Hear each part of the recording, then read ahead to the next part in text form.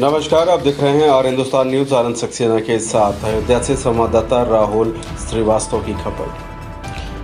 भारतीय communist party के लोकसभा प्रत्याशी अरविंद सेन यादव ने जननायक मित्र सेन यादव की समाधि पर माल्यार्पण करके नामांकन के अंतिम दिन भारी लाव लश्कर एवं जुलूस निकालकर अपनी ताकत का प्रभावशाली प्रदर्शन किया। उनका जुलूस मिल्कीपुर, अमानीगंज, रुदौली, सोहावल, नौवा का कुआं होते हुए रायबरेली रोड स्थित उनके मार्केट पर जाकर समाप्त हुआ। जुलूस में हजारों की तादाद में 2 पहिया वाहन और 4 पहिया वाहन शामिल थे। उन्होंने कहा कि भाकपा परिवर्तन का संघर्ष करती है और सत्ता उसके लिए दौड़ है। मौजूदा सरकार ने अपने वायदों को पूरा नहीं किया है, इसके कारण लोग बदलाव चाहते हैं। फिलहाल आप सुरक्षित रहिए, जुड़े रहिए और हिंदुस्तान से। नमस्कार। ये वहीं कहीं न कहीं विपक्ष में खड़बड़ी का माहौल है, तो क्या कहेंगे हमारे चैनल के माध्यम से, क्या जानकारी देंगे? देखिए, हमें जो आज 2 सेटों में नामांकन दाखिल करना था, उसी सिलसिले में जुलूस की अनुमति दी गई थी, जिसके परिप्रेक्ष्य में मैंने मोटरसाइकिल और कुछ 4 पहिया वाहनों के साथ आकर के आज अपना 2 सेट दाखिल किया हूँ। उसके लिए परमिशन मेरे पास थी और चुनाव आयोग के निर्देशों के तहत ही वो दाखिला किया गया है। नेताजी, लगातार बीजेपी का दावा है कि 400 पार, क्या कहेंगे 400 पार की? देखिए, मैंने इसके पहले भी कई बार ये प्रश्न हो चुका है। वो उनकी संकल्पना है, वो उनकी कल्पना है, वो उनकी सोच है, लेकिन आम आवाम आज की तारीख में पीड़ित है, परेशान है और ढेर सारी समस्याएं, मुद्दे आज की तारीख में जुल्म हो चुके हैं। आपके भाई सपा में हैं, लेकिन वो सपा के एक प्रश्न का जवाब मूक समर्थन आपको तो नहीं? इस बारे में आप उनसे पूछ सकते हैं और ये आपकी समीक्षा का विषय है, आपके विवेचन का विषय है, आपके विचार का विषय है कि आप किस तरह सोचते हैं। अगर उसका स्पष्टीकरण चाहते हैं तो आप उनसे पूछ सकते हैं। किस पार्टी से चुनाव लड़ रहे हैं और किन मुद्दों के साथ मैदान में? मैं भारतीय कम्युनिस्ट पार्टी से चुनाव लड़ रहा हूँ।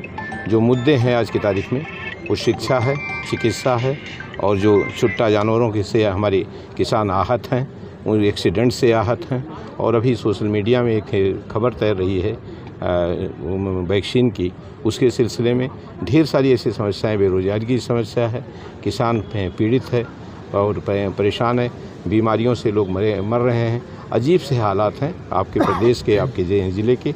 वो ये ढेर सारे मुद्दे हैं। बेरोजगारी अपनी चरम पे है, गरीबी और अमीरी के बीच में जो खाई है वो बढ़ती चली जा रही है। ये ढेर सारे मुद्दे हैं जिनके चलते चुनाव में अपने आप को मैंने प्रस्तुत किया है। नेताजी, एक बीजेपी के बड़े नेता का दावा है कि पहले चरण के मतदान में सभी पार्टियां आईसीयू में, क्या कहेंगे? नहीं, ये तो उनका दावा हो सकता है, लेकिन इसके उलट भी हो सकता है। स्थिति ये है कि उनको भी कहीं न कहीं उनकी भवें टेढ़ी हो गई हैं, तन गई हैं और वो ये उनको एहसास हो गया है कि आम आवाम आज की तारीख में चुप है और वो जो निर्णय देगा वो हो सकता है उनके खिलाफ हो। बाबूजी निर्दलीय चुनाव जीते थे और आपको कितना विश्वास है कि बाबूजी के चाहने वाले आपके साथ हैं? नहीं, मुझे पूरा विश्वास है बाबूजी के चाहने वाले और जो उनके दिलों में बसते हैं, बाबूजी उन लोगों के दिलों में हैं और बाबूजी के ही साये के तले, उन्हीं के आदर्शों और सिद्धांतों के तले मैं चुनाव में अपने आप को प्रस्तुत किया हूँ।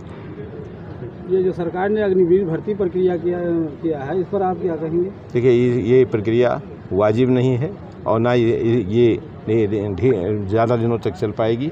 कहीं न कहीं इसका विरोध और प्रतिरोध होगा, क्योंकि जो सुरक्षा से जुड़ा हुआ प्रश्न है, उस पर कहीं न कहीं ये जो प्रक्रिया है ये उचित नहीं कही जा सकती है। फिर भी जो सरकार का एक वो है नियमावली है, जिसके तहत उन्होंने इसको वो किया है, सर्विस का विषय बनाया है, तो इसलिए उस विषय पे बहुत कुछ कहना ठीक नहीं है। सरकार के एक निर्णय है, उसी के सापेक्ष उन्होंने ये भर्ती प्रक्रिया की है, लेकिन ये बहुत उचित नहीं कही जा सकती है सुरक्षा के दृष्टिकोण से।